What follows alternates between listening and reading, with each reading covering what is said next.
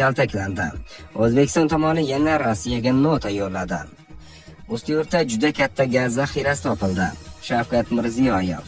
NATO Rossiya bilan urush holatida. Kreml. Ukraina Rossiyaning yirik neftni qayta ishlash zavodiga zarba berdi. Turkiya o'zining yadro reaktorini ishlab chiqara boshladi.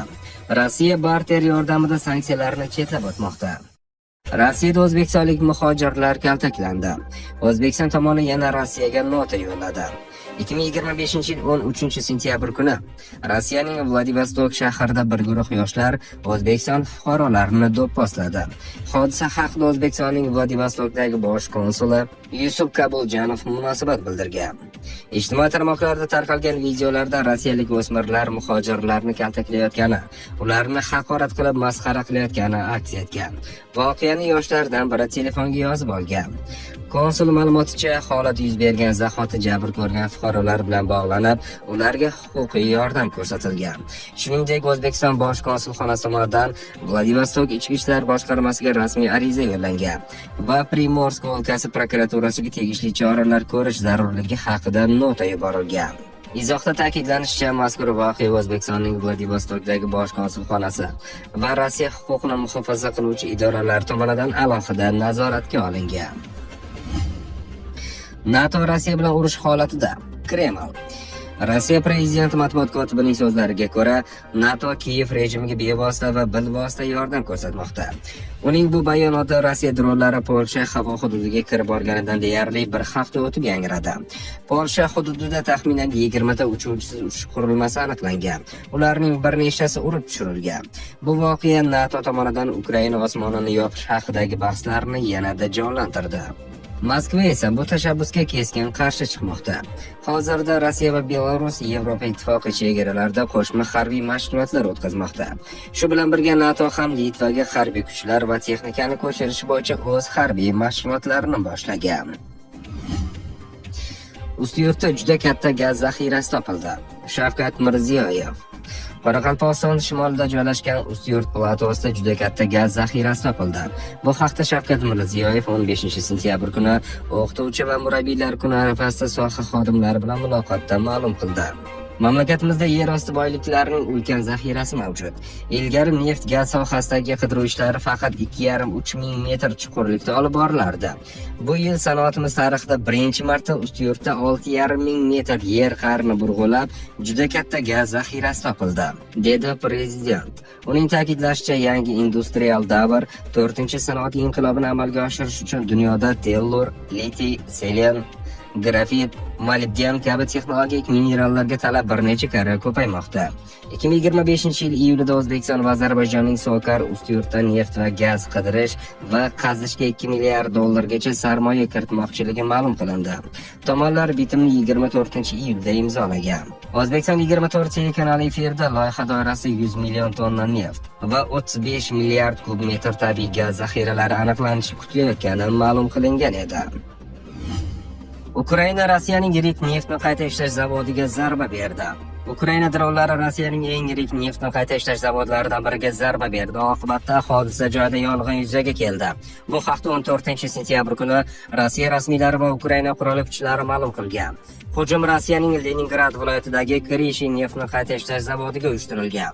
Ushbu obyekt Surgut neft-gaz kompaniyasiga tegishli bo'lib, yiliga qariyb 17,7 million tonna neftni qayta ishlash quvvatiga ega. Zavod Rossiyada ishlab chiqarish hajmi bo'yicha top 3-talikka kiradi. Leningrad viloyati gubernatori Aleksandr Drozdenkoning aytishicha, Krishi hududi ustida 3 ta dron urib tushirilgan. Ulardan birining qoldiqlari zavod hududiga tushib yong'in keltirib chiqargan. Hodisa oqibatida hech kim jabrlanmagan. Yong'in esa tezda bartaraf etilgan. Ma'lumotlarga ko'ra, bir kecha kunduzda Rossiya, Qrim va Azov dengizi ustida kamida 80 ta Ukraina droni urib tushirilgan. Ukraina dronlari Krishi zavodini 2025-yil mart oyida ham nishonga olganda, biroq zarar ancha kamroq bo'lgan. Rossiya 3 yildan beri Ukrainaga bosqinni davom ettirarkan, dronlar har ikki tomon uchun ham asosiy qurolga aylangan. Ammo so'nggi kunlarda bu urush qo'shni hududlarga ham o'z ta'sirini o'tkazmay qolmayapti. Xususan, bir qancha Rossiya dronlari 10-sentyabr kuni Polsha havo hududini buzib kirgan. Bu esa urush chegaradan tashqariga ham yoyilishi mumkinligi haqidagi xavotirlarni kuchaytirmoqda. Turkiya o'zining yadro reaktorini ishlab chiqara boshladi.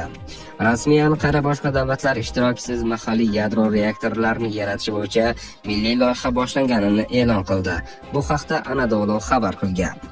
Turkiya sanoat va texnologiya vaziri Mehmet Fatih Kajolga ko'ra, bu energiya mustaqilligini mustahkamlash va importga qaramlikni kamaytirishga qaratilgan milliy texnologik sakrash strategiyasining bir qismi hisoblanadi.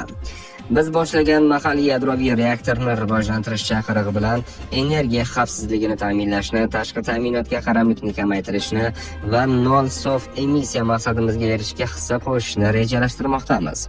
Tenmak va Tubitak institutlari ishtirokida Turkiya sanoatining faollaridan foydalangan holda yuqori texnologiyali reaktorlar ishlab chiqiladi va mamlakatimizda vazirlik va universitetlar ishga tushiriladi. Vazirning aytishicha, tanlovda ishtirok etish uchun arizalar 2025-yilning 31-dekabrigacha topshirilishi mumkin. Rossiya barter yordamida sanksiyalarni chetlab o'tmoqda. Zig'ir urug'i va alyuminiy evaziga Xitoydan avtomobillar va texnikalar olmoqda.